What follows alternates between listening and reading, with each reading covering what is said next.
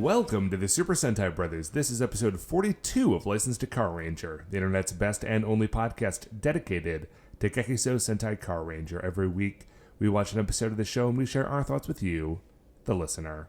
My name is Matt J. With me, as always, is my co-host and brother Dave. Dave, how you doing today? I'm all right. I've had this thing where, I'm not sick. I just, you know that feeling you have when you're, about to get sick? You're like, oh, I'm not sick yet, but I'm gonna be sick in, 2 hours. You know that? Oh, yes. You know that feeling? I don't recall which episode, but there was an episode, I think, back during the Ranger season, where when we started the episode, I was like, we need to go through this episode quickly, because by the end of this episode, I will be too sick to record, so we need to go right now. Anyways, I've just been sort of riding that knife edge for 2 days. And I talked to Beth, and she said, oh yeah, I've been there for a week. So maybe whatever this is, that's just it. You never get sick. You just kind of constantly feel like you're about to. Maybe that is. I had, around New Year's, I had a thing where I felt that way for a few days, and then for a while afterwards, I felt as though I was recovering from being sick. So there was a couple of days of feeling like I was about to be sick. And then immediately, I felt like I was recovering from being sick, but there was only a 6-hour period in there where I actually felt like I was sick. So, listen, that's not the worst case scenario. Yeah, hey, I'll take what I can get. Right now, I feel pretty okay. You know what else is okay, Matt? Speaking of not being the worst case scenario. Yeah, yours are better. We're going into episode 42 of Gekisou Sentai Carranger. It is called, I'm going to take a deep breath before I start saying this. You're going to need it. Engine stall on all cars. Desperate situation for the giant Robo. It's a big title and a big episode. It is a real intense episode. We'll get into it. Okay, we will, Dave, get into it. But before we get into that, of course, as always, shining in the heavens, there are 5 stars. Would you like to hear what our first star of the week is? I sure would, Matt. Dave, I think it was just last week that I was talking about my theory that unmarried people should get to have a, fake-out wedding registry. Yeah, that was last week. And part of that, and every once in a while, I realize that there are things that I don't have, that other people have, that they have gotten as part of wedding registries. And just a few days ago, I had this thought, man, I don't have a Dutch oven. You don't? You should. Well, everyone should have a Dutch oven. When I had that thought, I don't have a Dutch oven. But Dave, I have good news. Did you solve that problem for yourself? I have solved that problem. Not only did I get a Dutch oven, I feel like I had waited so long to get a Dutch oven. Now, I did not get a Le Creuset, no, of course I didn't. I was going to say. Because I'm not a madman. I got a Lodge cast iron, enameled Dutch oven because, according to all research I did, it was basically the exact same as a Le Creuset, but 6 times cheaper. Dude, I have no idea how Le Creuset possibly charges the amount of money that they do, or what the possible value could be. Because even a Dutch, it's a big hunk of iron and with enamel paint on it. So unless they've got magic enamel paint that never ever chips, it's crazy. But Lodge is a great brand. They're the brand. The only thing that I know that maybe Le Creuset has over other people is that they do have a lifetime warranty. Oh, okay. And they have great paint jobs. Aesthetically, I'm sure they're they look fantastic. amazing. But I went with the Lodge because it was... Because you're American. Well, and also because I don't just want to spend... I feel like I should have this particular kitchen trinket. I'm going to spend $400 on a hunk of iron with some enamel on it. So I bought the reasonably priced one, which is the Lodge. I did, however, the one splurge thing that I did is instead of getting a reasonably sized Dutch oven, I did go ahead and get myself a 7.5 quart Dutch oven. Now, Matt, I'm going to tell you, that's an investment that will pay dividends. That's what I'm hoping for, Dave, because I feel like if my immediate thought was to get a 4 or 5 quart Dutch oven, and I was like, well, that's basically all I need. But I know that like once a year, there's going to be a moment where I'm going to be furious with myself for not having spent the extra, like, I don't know, $15 to get the extra quarts added on. And I'm very excited about it. Now listen, here's the great thing about a Dutch oven. The great thing about a Dutch oven is that you use it to braise. Like, this is the great thing about a Dutch oven. Here's the great thing about braising. It's great in the winter, of course, because that's when you're getting like stews, right? That's when you're getting your pot roasts. That's when you're getting your cassoulets. And then, so actually, very briefly, speaking of cassoulet, remember I mentioned the other week that we had this friend over. She had never had French food. We served her cassoulet. She had it. She was like, this is delicious. She is of Brazilian descent. Her parents are immigrants. And she said, we actually have a dish that's very much like this. Oh, really? Called feijoada. I'm going to butcher the pronunciation. Called feijoada. And it is like cassoulet in the sense that it is a kind of like poor person's bean stew that is so like nationalized and beloved that like everybody eats it because it's so great. And I was gonna say, it's like, of course you do. Like, it's a bean stew that you make with like garlic and onions and whatever meat you happen to have lying around. Probably every cuisine on the face of the planet has a version of this. So have you tried this Brazilian version of it? I have not. I would be very excited to. I would also be very excited to. I wonder if, because I know that like some Brazilian things are influenced by Portuguese things. I wonder if there's like andouille involved. There might be. I would not be surprised. You know I love cassoulet. But I know you do. But I also really love andouille sausage. And if you could somehow have a marriage of those two things, that would be special. If you could get like the Portuguese version. So anyways, here's the other benefit. A lot of people don't think about this, if I'm going to be honest. Braising in the summertime. Here's the benefit of braising in the summertime. A, the heat. You're never using too high of a heat in your oven. This is particularly beneficial if you don't have like air conditioning in your place. Mm-hmm. The second great thing is that you just stick it in your oven and you leave it. Like, you leave the room and you do not have to be in the kitchen cooking.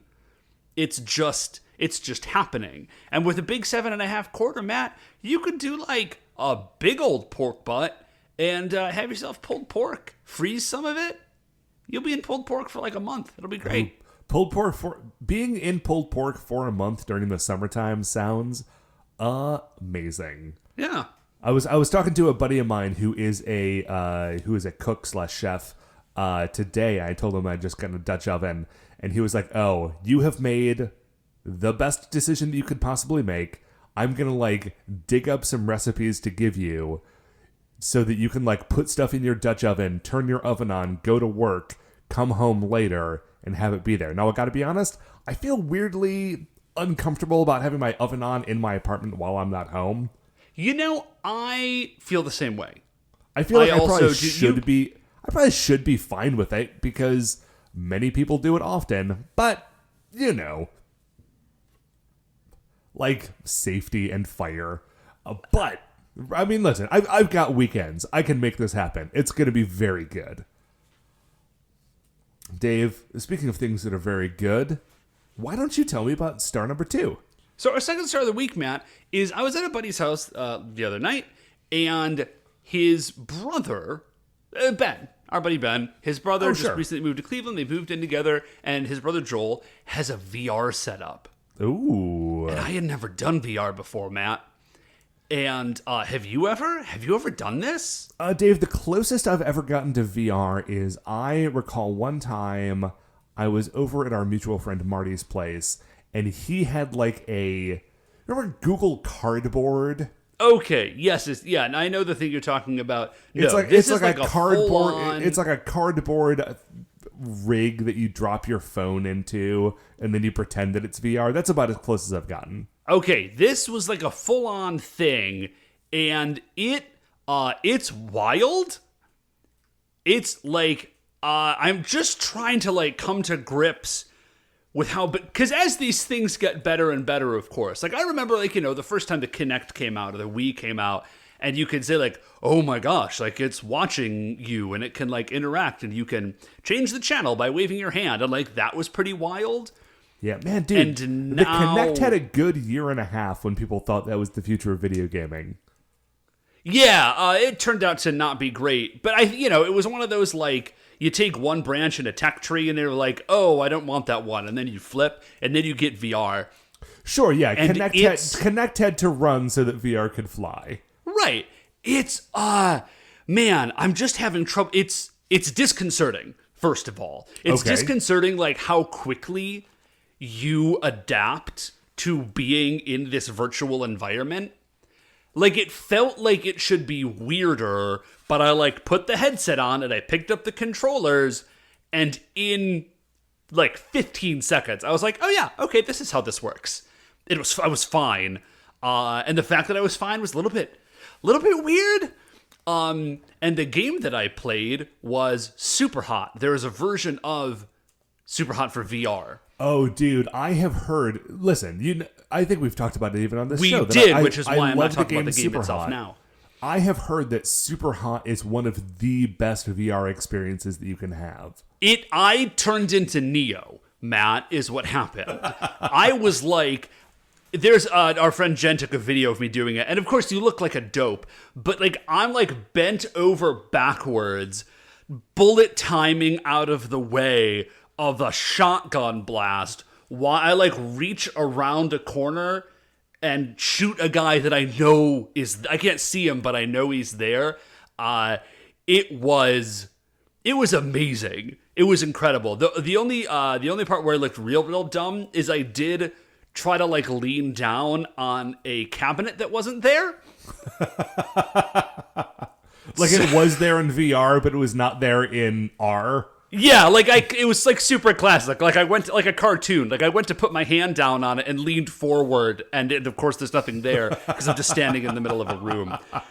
So I did it, and I think Ben is going to be hosting our Thursday thing. So when you come over, you'll be able to check it out. It was incredible. That's all. I'm never going to get it. I can't get it. I have dipped like a very small toe back into playing video games, and I cannot handle the lure of VR. Because I tell you what, Matt, you know what else is true? They did a port for Skyrim. There's Skyrim VR. Of course they've done a port for Skyrim. Dave, I'm surprised that there's not a port for Skyrim on my Apple Watch. Listen, Matt, there has been a port for Skyrim on basically everything that has come out since the 360. Yeah, I know, but I've never cared about it, Matt. The point is that it's in VR, like, and the combat, because buddy Ryan has it. He was saying like the sword is just a sword. Like you're not restricted to like goofball swings, like when you just pull the trigger. Like you're actually doing the thing. Dave, I'm sorry. We have to stop talking about this because if we don't, I'm gonna get VR so I can play Skyrim again. Yeah. So Matt, what's our third star of the week? Dave, third star of the week is I have a friend who recently had a birthday. Okay. And on her birthday, she thought, here's what I'm gonna do. I'm gonna go all out because it's been a while since she's like done something for her birthday. Okay. She thought, I'm going to go all out. You know what I'm going to do? I'm going to rent a party bus. Oh, no. Well, listen, I mean, I don't know this person. Well, no, here's the other thing to know. Her birthday was on a Tuesday in January in Cleveland. Now, Dave, other than the general concept... Did she not wait for the...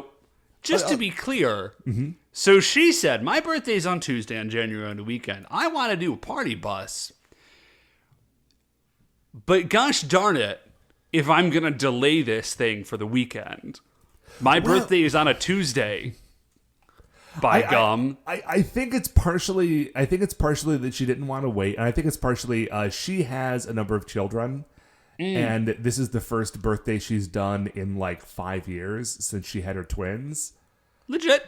And okay. Yeah, like, no, I get it. Like she got somebody who was willing to watch her kids that night. And she was like, no, I want to do a party bus. I don't care that it's Tuesday in January in Cleveland.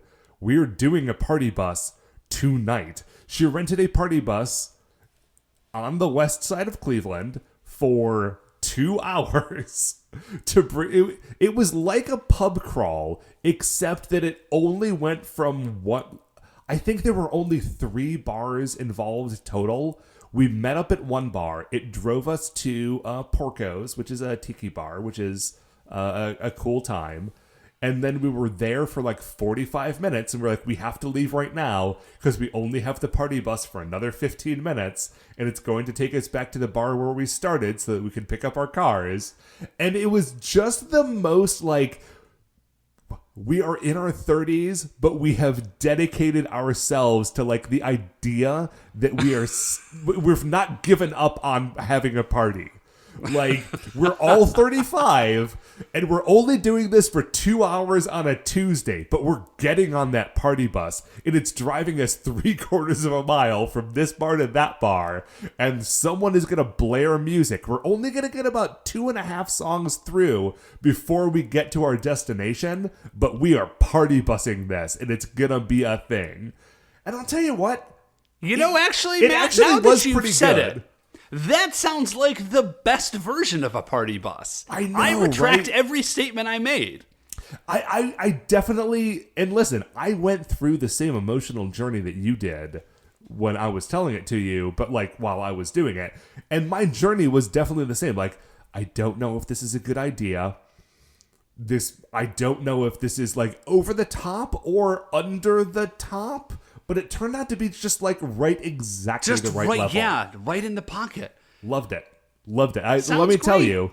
And you know what? I bet she got a really good deal on that party bus on a Tuesday in January. Oh, yeah, you're paying rock bottom prices on a Tuesday in January. Yeah. I would just like to see how many more times we can get the phrase "a Tuesday in January" into this conversation. We shouldn't do it now, because then it'll be weird and unofficial. But if you see a chance to bring it around... I will, Dave, you know I'll do it. Anyway, Dave, what is our 4th star of the week? So 4th star of the week, Matt, is I was out this morning, and I was in the car, and I drove past a street, and coming across me, like passing left in front of me was a BMW. Which is not like wild. There's like BMWs. People drive BMWs in my neighborhood. I don't drive a BMW. But I live close to people who drive BMWs. Sure. So that was BMW. And I saw in the front, it had European license plates.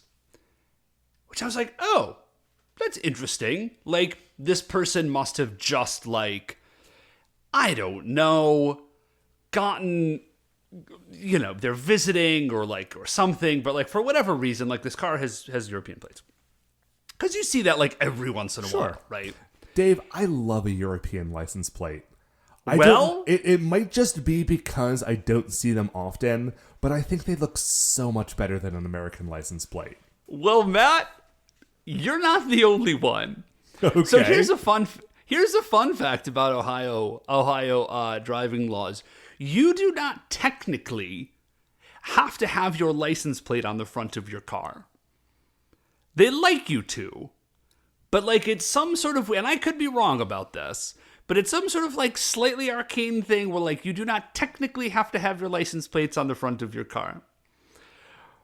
Because this car drives past me, and as it's driving past me, I see in my rearview mirror that it has American plates on the back.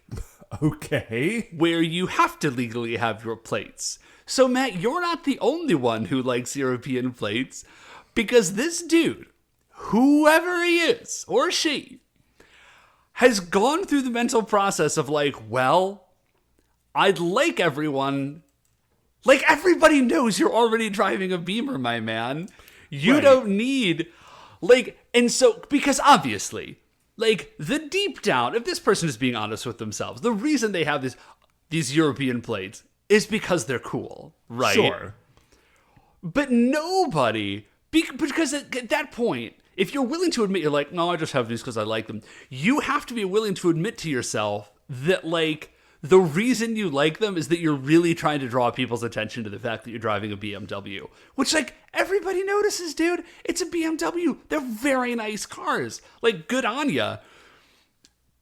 But so like I crave to know like what mental hoops this person has gone through to be like, no. If you think about it, it really makes sense to have European plates on the front of my car. Like, I want to know what their reasoning. Like, if you just asked them, like, hey, John, why do you have European plates? Like, I would love to know the answer that John would give me. I feel like that answer has got to be either. I feel like there's two possible answers, right? Answer number one is the one that's the most obvious and frankly the most true, which is European license plates look cool because when I watch a James Bond movie, those are the license plates that are on the cars. Right. The other answer is some hooey that they have come up with, like, well, if I ever bring this car back to Austria, then I still have to have my plates on, but if I have it on the front, it's okay, even if I don't have it on the back. And no one believes you, John. That's the part that I want to hear the hooey. Like, if he was just like, James Bond does it, it's rad, I'd be like, James Bond does do it, and it is rad, John. Cool beamer. It's the hooey that I want, though. That's the part that would bring me joy. You gotta hear that hooey. Anyways, Matt, what is our fifth star of the week? Dave, our fifth star of the week is that my local grocery store, and when I say local, I mean the one that's like down the street from me that I can walk to. Well, that's how a lot of people define local, yeah. Dave,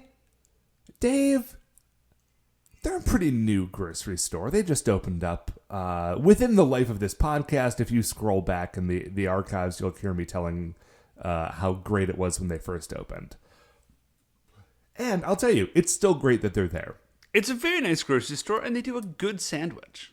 They do a really good sandwich. They've got a ramen bar, too. It's kind of hit or miss as to whether or not you can actually find someone who is at the stand who will give you some ramen. But if you can, the ramen is pretty good. Nice. Anyway. But Dave, on the weekend, I think they try to make it like fun to be in the grocery store. And one of the things that they do is that they bring in a DJ.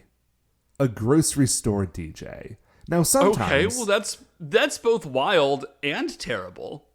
Sometimes there'll be a band, like a 2-3-piece band. Sometimes there'll just be like a lady playing an electronic keyboard, like some jazzy tunes. Dude, Whole Foods used to do this. On like a Friday afternoon, they had like a ton of samples out and there was like live music. Like, it was like, come hang out at to the Whole party Foods. and buy a dozen eggs. Like, it's a weird party invite, but they do it. But Dave, here is something that I realized, much to my chagrin, yesterday. Now, the DJ who's there every week on like a Saturday afternoon, and I end up doing grocery shopping on Saturday afternoon a lot because that's a convenient time for me. The DJ who's there, I thought was maybe somebody who worked there, who did some DJing on the side, or maybe they did like party DJing and this was one of the things they did. What I have come to the very sad realization of, as of Saturday, is that he is not a party DJ. He is not a club DJ. He is not a radio DJ. He is not a guy who works at the grocery store who happens to DJ on the weekends. Dave, I would bet almost anything, now that I've had a pretty recent experience, that he is a wedding DJ. Ooh. Now listen, people get married, people have DJs at their wedding. I understand. You want to have music, there are people that you hire to do that, that's fine.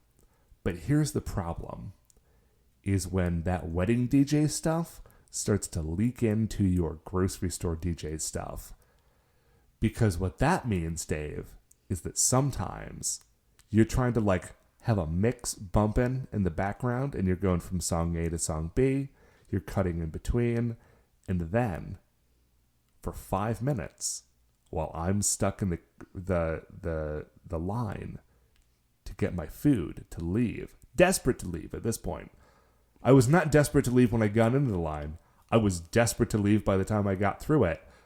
Dave, This wedding DJ, outside the context of a wedding, because it was on his wedding DJ playlist, decided that the thing that chicken dance. It was Dave. It was the chicken dance. You've gotta be kidding me. It wasn't even just the regular chicken dance, Dave. He had like a beat behind it. It was like the dance club mix of the chicken dance. It was literally a nightmare. I almost left my food in the line and walked out. And it was like, I will come back later. I don't care. Matt, I'm so sorry. Matt, I genuinely apologize because I feel like I inadvertently dropped your punchline a little bit early. That is not what I was intending to do. And the Here thing was is, the Dave, thought that... I'm sure that the thought you had is, there's no way it could have been the chicken dance. What monster would have done that? That was precisely my thought. I was like, here's what I'll do. I'll throw in... Here's a little bit of like under the hood, guys. I was like, I'll throw in like the worst, craziest thing. And then Matt will be like, well, at least it wasn't that. But let me tell you about this, like, sort of an alley-oop into the punchline of this story. Let me tell you about the time he played the electric slide. Dave, I would have given anything for the electric slide. Oh my gosh. And the thing is, it was bad, but it was bad and I was able to walk out that door and go home. But I was talking to the cashier, and I could tell from the look in her eye that, like, this was not the first time it had happened. And I felt so badly for her. Anyway, that's the whole bit. There's no other joke. I had to listen to the chicken dance at the grocery store, and I wasn't allowed to leave without just abandoning my food. That's the whole bit. It was a walking nightmare.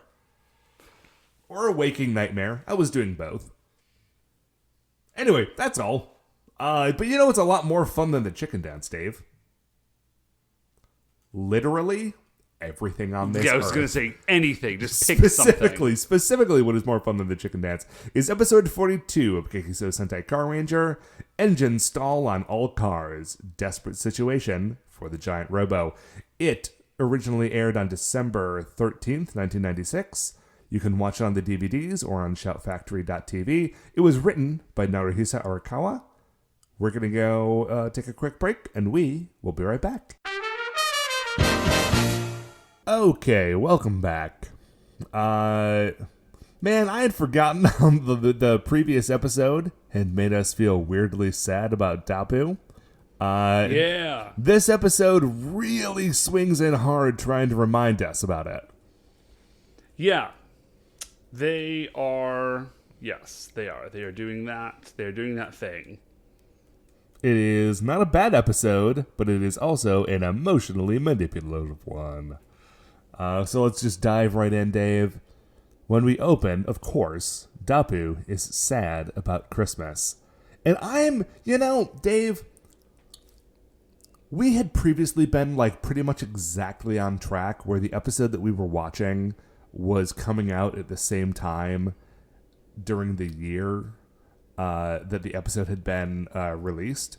So, our mid-October episode was around the same time as actual mid-October in the show. Although I wish we would have stayed a little more on track, I am actually glad that we got just far enough outside of the cycle, because now when there are episodes about Dappy being sad about Christmas, it's not happening in mid-December when I am emotionally primed to let myself get sad about Christmas stuff. That's a nice layer of insulation for us. Anyway, Dappy was sad about Christmas in the flashback from last episode, if you don't recall. He's sad about Christmas. Then there's an attack from the Bozoke. They have gotten various robots from Reckless-Emperor Exhaust, who has sent things down in waves in an attempt to separate Dappy from the Carrangers, because he has determined that Dappy is the conduit between the entity of car magic in the universe. Yeah, the universal. Yeah. So if he can get Dappy away from the Carrangers, he can run out their reserves of car magic and then defeat them easily. Which pretty good plan, actually. Yeah, it's a very, very good plan. So we kind of get all that. Kyosuke is sort of narrating this flashback. And then we go into a little dream sequence, and it's Dappy, and he's having this dream, and there's a Christmas cake, and he's super excited. And he's like, oh my goodness, this cake is going to be so delicious. His dad is there. He's like, I know I've been a very good boy, because remember, Dappy is a child. And he's like, I've been a very good boy, so I know that this is a present from Santa. And at first I was like, what? Because there's no presents there. And I was like, oh, right, your dad is present with you. Like, that's the gift. And then his dad's got a pipe, but it's supposed to be a space pipe, clearly. But because Yes. This was made in, like the mid-90s, and so they're like, oh, it's like a space pipe. But now I'm watching it in 2020, and I'm like, does Dappy's dad just vape? Dude, he is ripping some fat sheets of cotton. He for sure is. And then, of course, his dream fades to black, because it is just that. And he wakes up, and he's in the BB Saloon, and he's in, like, a chain. And the first person that he sees, like, right up in his face is Zell Moto, which is about the worst Bozoke I think you could wake up to. Maybe Inventor Grotch would have been worse. Inventor Grotch might be worse. So Zell Moto is there. Dappy is really upset that he's like being made to feel uncomfortable. Wait, I'm sorry. According to that's, I think I've written my notes incorrectly.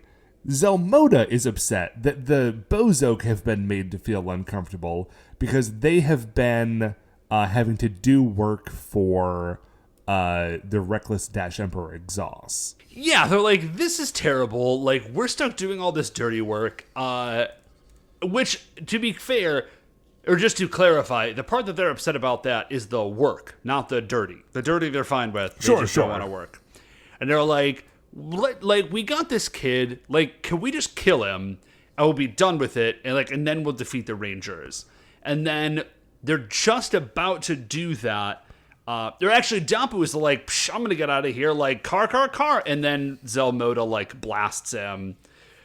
Before he can finish the verbal component on his spell, he gets, like, silenced. And then they are, they're, like, about to kill this kid. And then Reckless Dash Emperor Exhaust is like, no. Like, you can't kill him. Like, I need him for, like, it doesn't say what. I'm assuming that he has some, like, nefarious intent on the Hazardians' innate connection to car magic. Like, that's my guess. Yeah, we're going to get a nod to that a little later in the episode. Yeah. So we cut back down to Earth, and our heroes are searching for Dappy.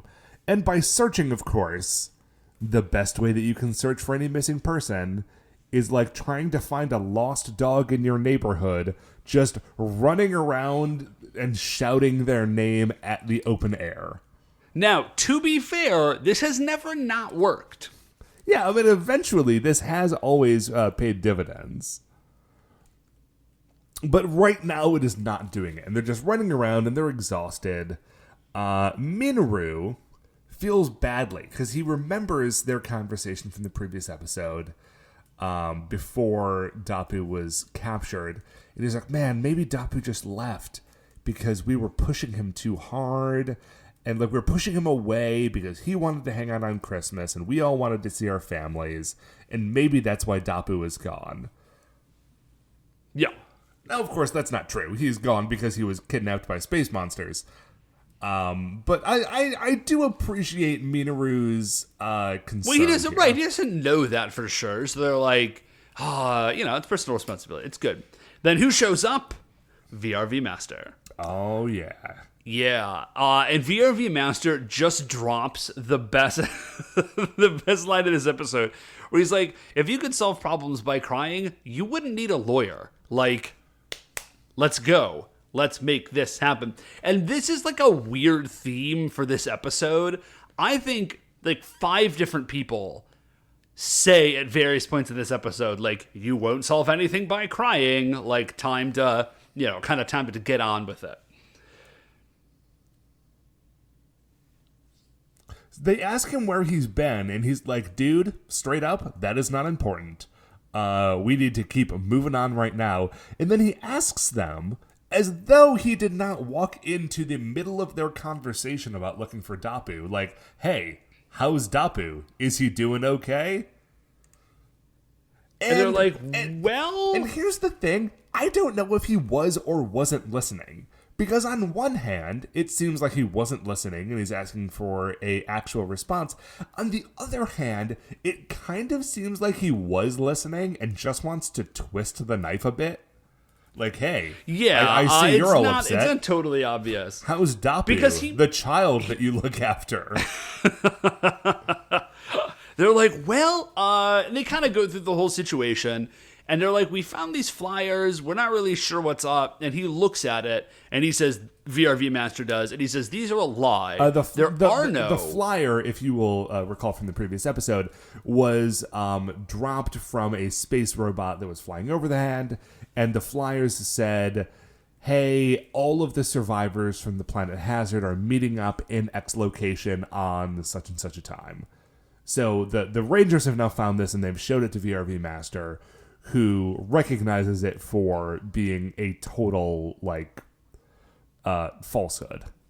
Yeah, now he also says there are no survivors, like, from the planet Hazard. And I am a little bit, because his helmet does not look like you could fit an adult Hazardian's head in it. And so I do wonder if we've got, like a Darth Vader sort of situation. Not that he's evil, but, like, you know, he was so badly injured that lots of his parts have been replaced by robot parts. Because he does have sort of like a cyborgy vibe to him. Yeah, I would suspect that is not the case, if only because we have seen him interact with barbers who have seen him with his helmet off, and they haven't commented on it.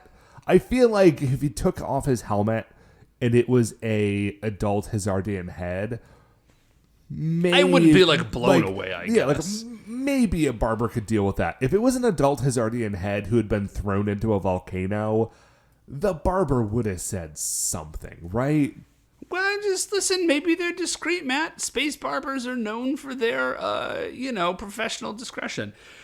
Anyways, VRV... That is VRV true about Master, space barbers. That's true. VRV Master kind of immediately puts this whole plan together, knows exactly how and what has happened, and serves as the kind of deus ex machina to explain to the Rangers, like, oh, like, here's Reckless Stench Emperor, and here's his plan, and this is what's happening.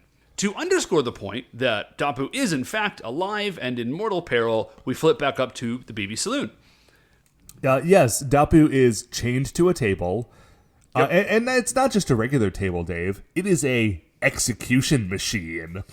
It's a pit and the pendulum machine, is what it is. Yeah, yes, it is a pit and pendulum. There is no pit, but there is definitely a pendulum, and they start it swinging above his head. He is 12. This is a terrible thing to do to a child. But as the blade is lowering down on him, the Reckless Dash Emperor Exhaust chimes in. He's like, whoa, whoa, whoa. Listen, I know you want to murder this child. We all do. But we do actually need him alive because he is part of my plan to defeat the Carrangers.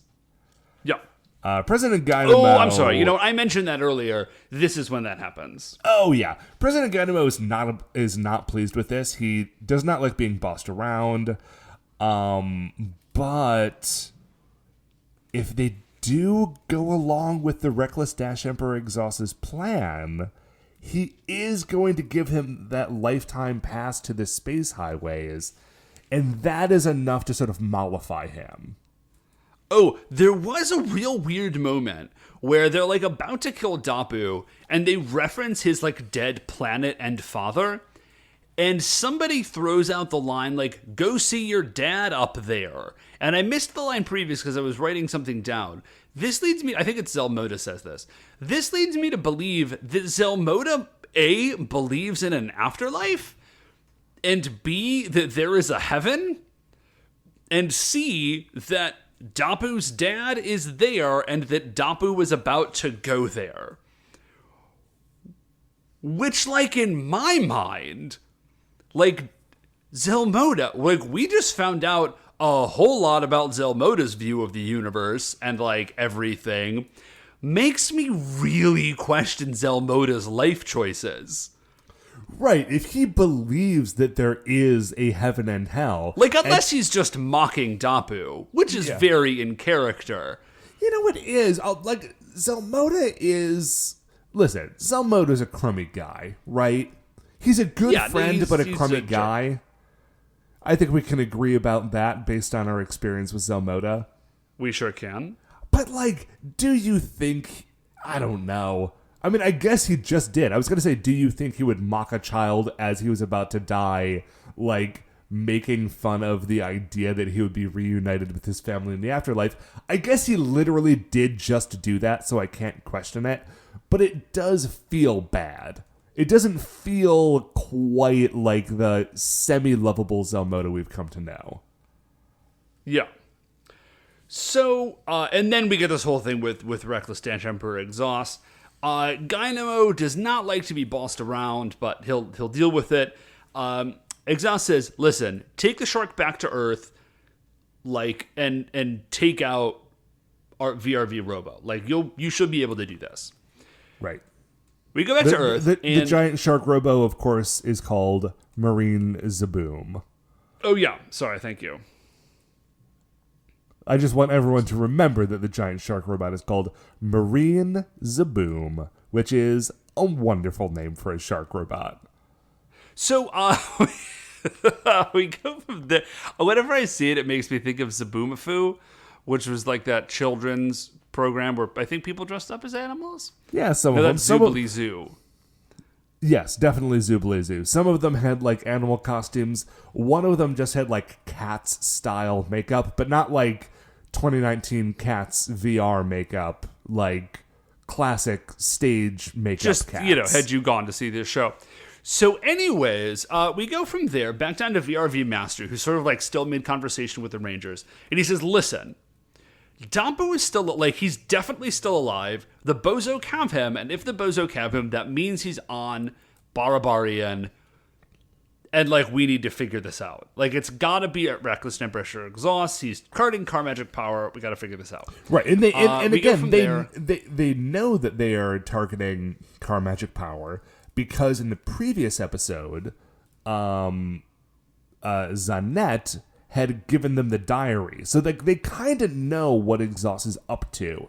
So they're able to, like, put these various things together to figure out what's going on.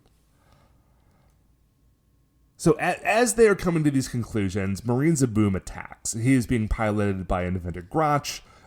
It's pretty bad. He's blowing up like a naval base. They send out an alert. That alert, like, sets off the Bozok alert, which means that it is now time for the Carrangers to go into action. And VRV Master tries to stop them. Not like, he just is like, no, don't. They henshin anyways. Because he's, like, in the middle of saying something when they get this alert. Sure. Listen, everything he says is very important. He knows everything. I say that mockingly, but straight up, VRV Master is, like, the one guy in this whole season who really knows what he is about. Even Signal Man is a traffic cop who got pulled into all this stuff. VRV Master is like Dapu, but older and competent, which makes sense because it's Dapu's dad. Yeah, precisely.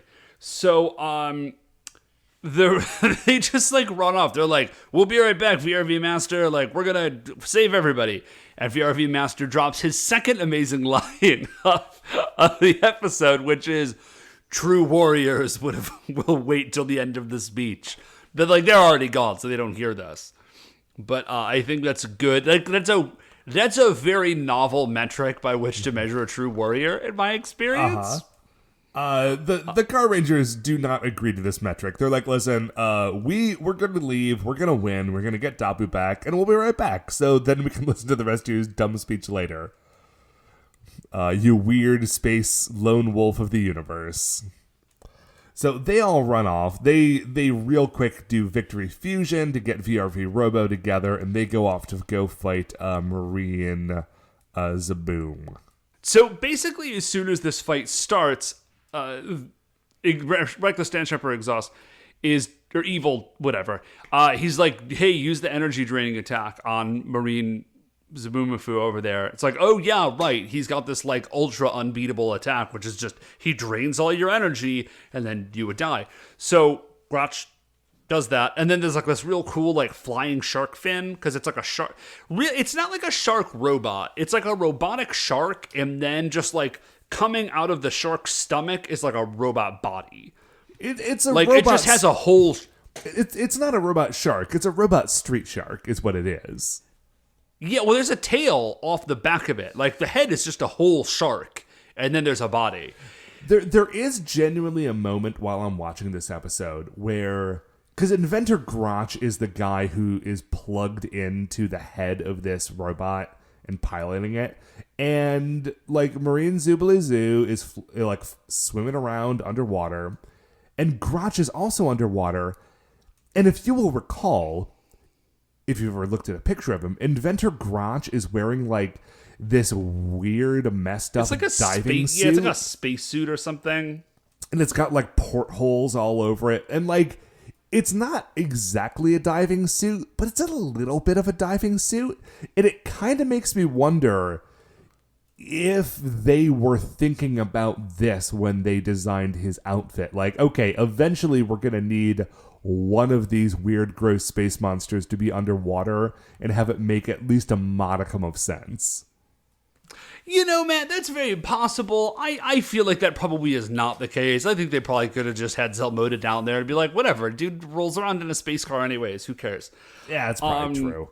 So anyways, so they're fighting down in the water. Like, he manages to knock our VRV Robo into the water. This is not great. This is not like an optimal environment for VRV Robo. Right, well, VRV Robo wants to be on the roads. It's a car robot, not a boat robot. And being underwater for him is very difficult. And not only is it difficult for him generally, but his energy is being drained. So there's a lot of drama. Like, the Rangers are like looking and they're like, oh, our energy is decreasing. What are we going to do? Like, we're going to die. We got to escape. And then Kyosuke, or Red Racer, he just says, I'll use the fire hose. They've got a fire hose attachment. And I thought that they were going to use it to try and like knock Marine Zaboom back. I was like, he's a shark, that probably won't work. But they don't. They just use it as like jets to launch themselves out of the water, and that does work. Yeah, and then as they're just getting out of the water, Sirender appears. Signalman appears in Sirender. He was busy lecturing someone about traffic safety, but saw that there was a trouble, and he had only just returned to town. So it's perfect. The timing is perfect, and so he hops into the fight. Now, At this point, the Rangers still don't know why VRV Robo is losing power. They're just looking down at like the energy gauge and seeing that it's dropping like dangerously low. Yeah, so now maybe they would have known this if they had stayed until the end of the speech, like a true warrior does. But we've already passed that. Yeah. So VRV Master shows up and it's basically like, I told you to listen to this speech. Like, this is why you're having these problems. So we go from there up to Barbarian. Dabu is trapped in... He's out of the cage he was in previously. Now he's like locked in a room. And in the room... And I've never really identified with the Bozok as much as I do in this moment. There's just a pile of old mail that they haven't gotten around to throwing away yet. Pile of old mail and their signs. Yes. Like, this is, like, please never go into the side room of my apartment. Like, please. It's just this. I mean, Dappy was not tied up in there, I don't think. I haven't opened the door in a few days. But it's definitely got some old mail in there. And one of the things that's in there is, like, a New Year's Eve greeting card that says, hey, welcome to your new year. And it's from the previous year, right? Yeah. It says, like, hey, welcome to your new year. you're going to have great luck in this year if, when you're going on your like planet destruction rampage, you start with planets that begin with the letter H. And like this is gonna be great to you. Yeah, it's just like fortune cookie stuff.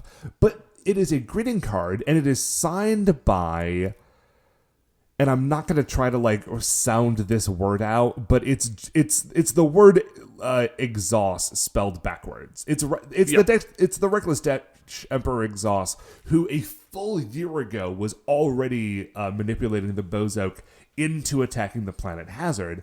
Because apparently, because we know that he is so upset that there is a survivor from Planet Hazard, like his first step to doing all of this stuff was, let's get Planet Hazard out of the way, and then when like that planet and their link to car magic has been destroyed, then I can move on. So Dabu is realizing all of this like all at once.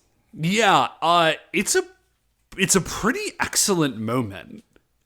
Actually, like just like a kind of a bomb in like the very episode 42, very late game, that like, oh, this thing that you just kind of thought had happened because like the Bozoak or the Bozoak, it wasn't just that. Like this character that you didn't know existed was like secretly pulling the strings all the time, and like here's this big reveal. Right.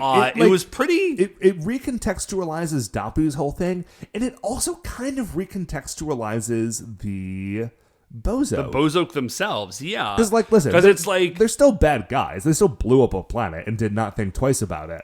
But they're not like conniving in the way that they seem like they were in the beginning of the series. Yeah, they are just like, oh, fortune says do this. So they're like, guess we'll do it.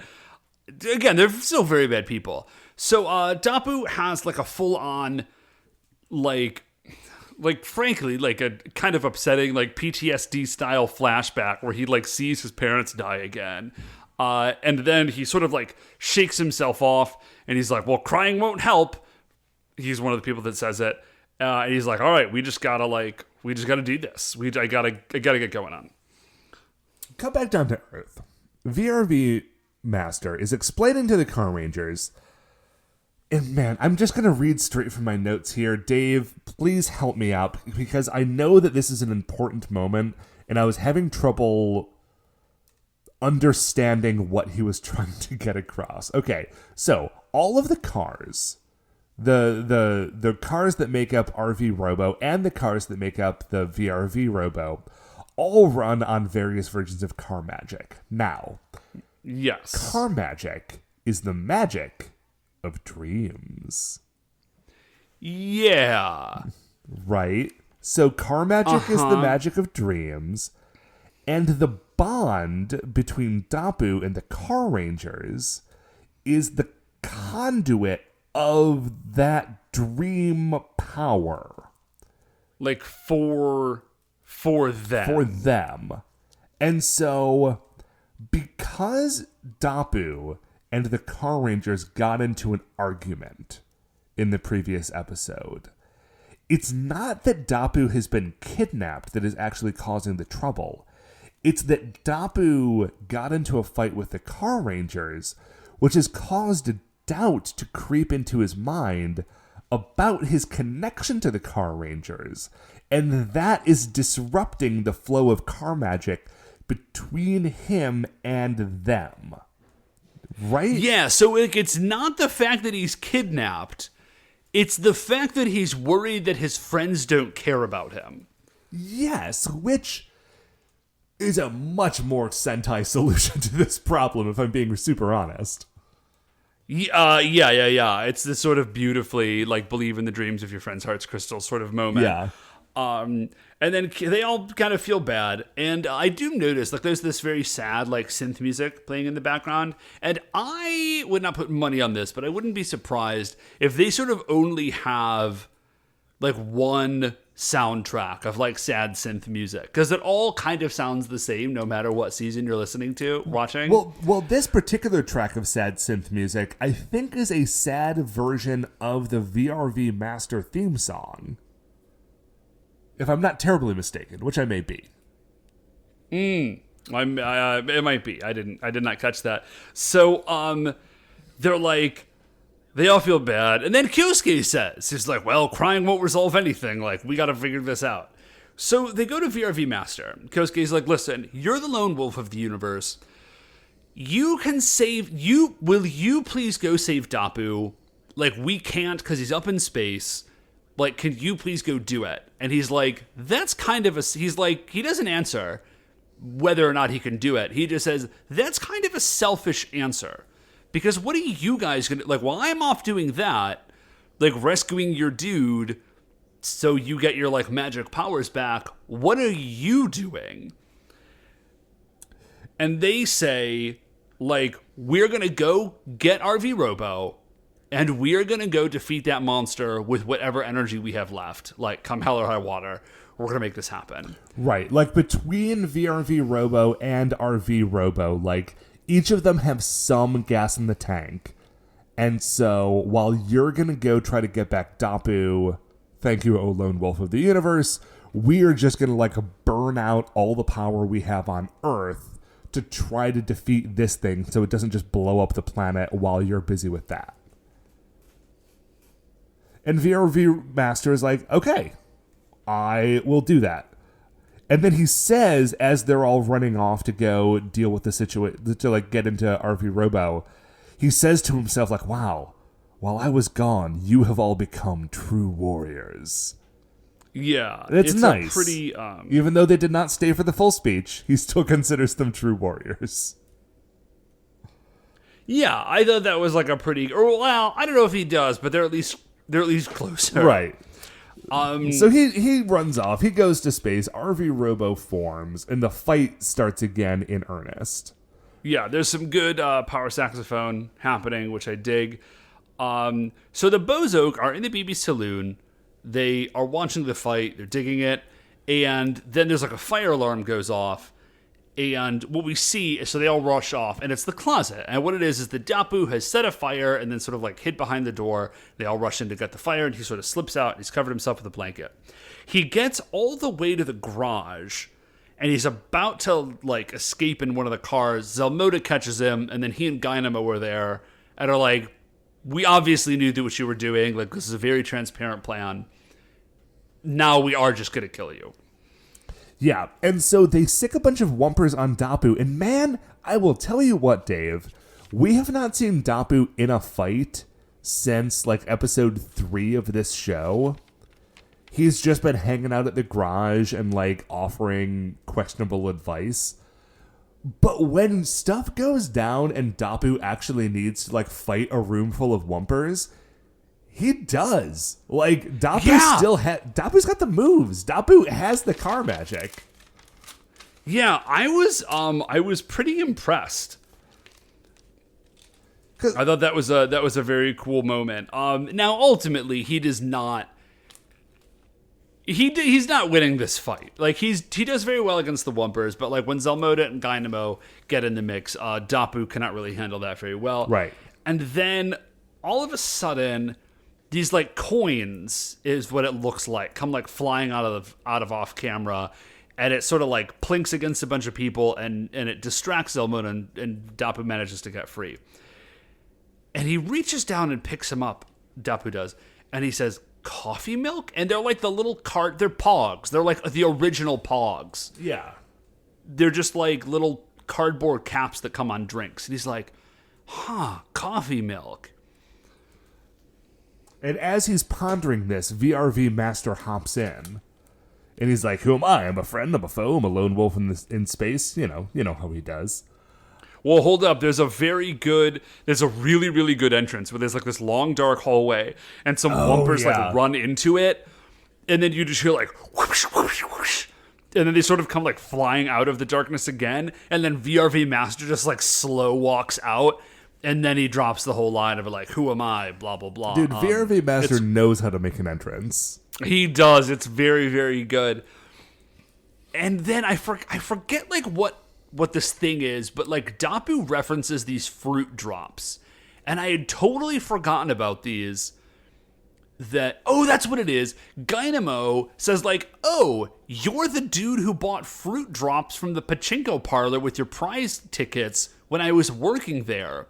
Which is a great callback, and I was genuinely impressed with this show for calling back to that weird 2-episode aside where President Dynamo was working at a pachinko parlor. Yeah, I really was. And then I got a little thrown off and be like, wait a minute. I couldn't remember. Did they tell us he bought those fruit drops? I mean, we definitely saw him with a big bag full of those fruit drops leaving the pachinko parlor. Because we do know that Hazardians love those fruit drops. We do know that Hazardians love those fruit drops because Vrv Master said that to... Wait, no. It was that Dappy said that to the Carrangers before he went into his, hibernation. And that's how the Carrangers knew that they could trust Vrv Master, right? Yeah, and so Dappy... So there actually is a clue that, he is... that maybe he was a Hazardian before. And I was really impressed because I did not catch it or put it together. And then, so Vrv Master turns to Dappy and he says, hey, and he gives him a bunch of these little cardboard circles. And he says, hey, it's time for sure. And then, and this means something to Dappy. It does not mean anything to me. No, and it's fine that it doesn't. It's good, which it totally makes sense that it doesn't, because we're going to find out in a second. We do hop back to the fight, the Robo fight. Cyrender's still in it. It does make me think, so if the Carrangers are powered by their connection to car magic through Dappy, what's Cyrender? Is it just his own, he's just self-powered, he just believes in traffic safety so hard that he kind of powers Cyrender all by himself? Yeah, I feel like Signal Man gets his power from Planet Police. And, they are maybe related to car magic, but not necessarily the same thing. Because, he has no real attachment to Planet Hazard. He has attachment to, the trinary unit that is the police planet. Right? Good point. I dig it. Although, but it is great because that does mean that all of the superpowers in the universe, the magic power, the good magic powers, the evil magic powers, then also just maybe the stuff from Planet Police are just super science powers. No matter what it is, if it is any sort of advanced thing, it all streams from the idea of the car for some reason. And traffic. Yeah, I dig. I just dig. I really do. I dig all elements of this. So, we go from there, and they sort of there's a fight with Vrv Master and Dappy, and they kind of they're trying to escape, and they're about to get in the car. Vrv Master gets blasted in the back. Dappy is Dappy has now realized, at least on some level, who this is. And he's Vrv Master's no, you just have to escape. And Dappy's no, you gotta come with me. So they get into the car, and they sort of get in, or they escape right under the gate that's closing. And then... And they're escaping, I think they're escaping in Zell Moto's car. Yeah, it is Zell Moto's car. So, as they are escaping, Dappy turns to him and is okay, listen, he's just looking at him. He doesn't say anything yet. And then, reckless or evil Emperor Exhaust comes into view and just tries to grab the car, which Matt, he just is that large. He's a big boy. He's just grabbing them. This is not an energy projection. This dude is just the size of Jupiter. It's upsetting if that is the case. I still think there's a possibility that he is expressing an energy form temporarily. here and there, because otherwise, I don't know why I'm so hung up on this. I just know that if there's actually something that large in space, like orbits will be destroyed. And I just, like, that is the one thing that I can't accept in this series. No, listen, you're right. They would be. I'm just saying, like, anyways. I mean, so, listen, you're probably right. I'm just being like a stick in the mud about this. So, yeah, he tries to grab at them. He doesn't quite manage to. They're flying off, and Dappy turns to Vrv Master. He's like, hey, that thing earlier that you said, like the shuri shu shu shu, which was something that Vrv Master said while he was like throwing things around the room, I think, right? Yeah. Like, Dappy says, like, I recognize that. How do you know what that is? Vrv Master is saying, oh, I don't know, I must have heard it somewhere. And Dappy says, no, you didn't just hear it somewhere. That is like a weird, very specific thing that me and my dad came up with. It was like our game that we played together. Like, what is going on here? Yeah. And he's like, you're my dad. Like, Dad, it's you. And then Vrv Master, instead of saying, like, yes, my son, I love you, he just turns to him and he says, do you love justice? And Dappy's like, what? Okay, yes, but also, like, hi, Dad. And he says, listen, do you have the confidence to dream no matter how hard your life is? And he's like, I mean, okay, yes, I do. And he's like, then there is no limit to your car magic power. And then Vrv Master just like... There is one bit in that I want to interject. He says, if you share that dream, then there is no limit to your car magic. Because it's not just Dapu's dream. It has to be the dream that Dapu shares with the Carrangers to make that car magic power unlimited.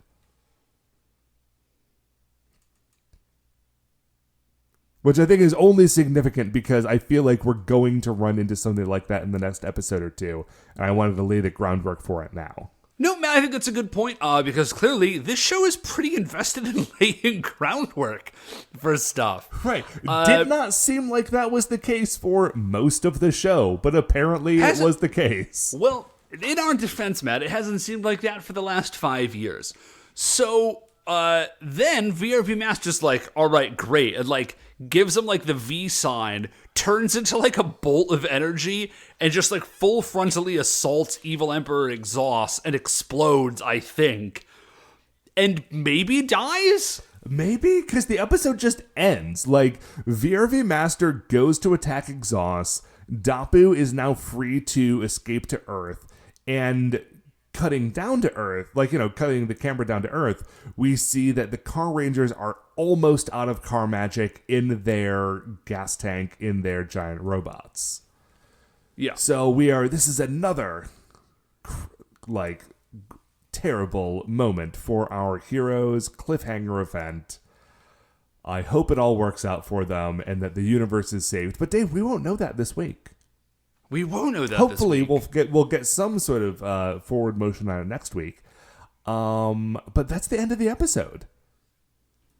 Yeah, and this is like, well, listen, and I don't know why I didn't remember this until literally just now. It's the end of the season. Like, it's just gonna go like cliffhanger to cliffhanger to cliffhanger to cliffhanger until the show's over. Yeah. Oh yeah. Absolutely. Again, I am not convinced that we're not going to get at least one more weird, like, filler episode somewhere between now and the end. But for today, at least, that is the end of this episode of Licensed to Carranger. Normally, Of course, we would cut in now to discuss where the Monster of the Week lands on the Creature Royale, but there was no real Monster of the Week, other than Marine Zaboom, and that hasn't been destroyed yet. And I feel like we're probably not going to talk about those trio of robots for another week or two. So I guess that's it, unless you have anything else to add. No, I think that's pretty much it for this episode. Rock and roll, dude. Well, then, before we finish up here, I'd like to remind you all that you can email the show at supersentaibrothers@gmail.com. If you'd like to get any updates on future episodes or check out what we're talking about on Twitter, we are at Super Sentai Bros. Dave, If anyone would like to get a hold of you to hop in on the playtest for Go Sentai Heroes, the tabletop role-playing game that you're developing, how would they do that? If you just email me at gosentaiheroes@gmail.com, I will get you out the playtest and put you on the list for any future updates. Right on. Folks, please remember that if you like the show, remember that shining in the iTunes review section, there are 5 stars. Rate, review, subscribe on there. That's what's going to point new to people towards the show, and it'd be pretty swell of you to do it. The Super Sentai Brothers are a production of Retrograde Orbit Radio. To listen to any of the other great Retrograde Orbit Radio shows, you can do that all at retrogradeorbitradio.com. Once again, we are the Super Sentai Brothers. I'm Matt. I'm Dave. And we'll see you next week for the greatest show on Earth.